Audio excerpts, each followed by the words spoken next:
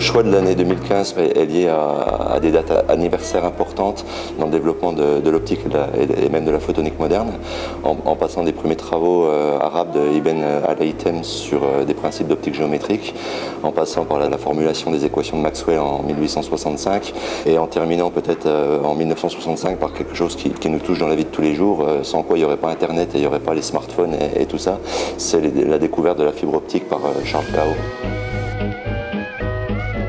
C'est non seulement l'année internationale de la lumière, c'est l'année internationale de la lumière et des techniques utilisant la lumière qui montre toute l'importance de la lumière dans le monde moderne.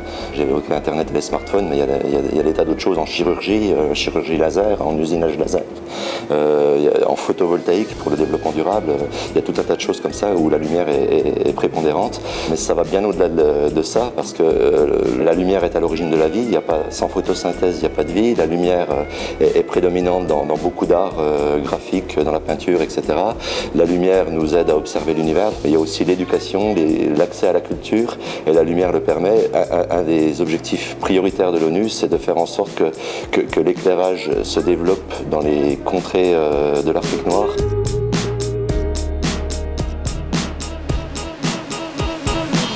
L'année internationale de la lumière aura un impact extrêmement important pour tous les continents du monde, en particulier pour l'Afrique.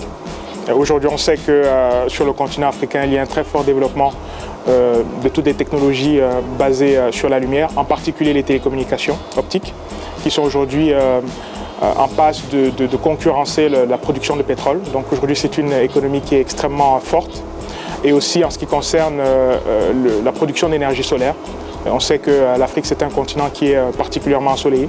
Donc aujourd'hui, le défi, c'est de pouvoir collecter toute cette énergie solaire et puis la transformer en électricité. Il y a plusieurs projets qui sont en cours entre l'Institut FEMTO-ST par exemple et puis des structures africaines, en particulier l'Université de Yaoundé 1. Nous travaillons sur des sujets de recherche fondamentale comme la dynamique non linéaire, les systèmes optoélectroniques. Et nous sommes aussi en train d'amorcer des projets de recherche appliqués, comme par exemple le contrôle de la maturité des fruits avec des systèmes de laser. Par exemple, ça c'est un projet que nous essayons de lancer.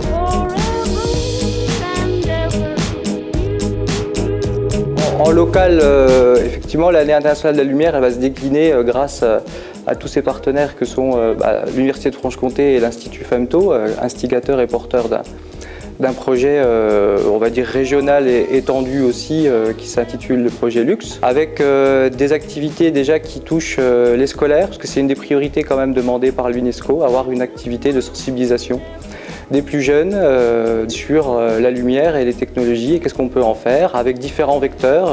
On peut arriver par les sciences et techniques, mais aussi par les arts plastiques, le spectacle vivant, les arts graphiques. Et ensuite, un moment fort, un temps fort quand même, qui permet un petit peu de faire un peu converger toutes ces actions autour de la lumière, du 8 au 11 octobre, autour de la fête de la science, donc à Besançon. On pense que le XXIe siècle, ce sera le siècle de la photonique, comme le XXe siècle a été le siècle de l'informatique et de l'électronique.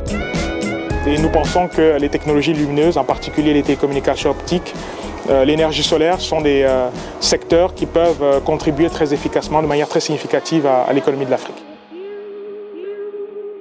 On n'est pas encore à se réjouir ou à se glorifier de quoi que ce soit parce que justement ça a démarré.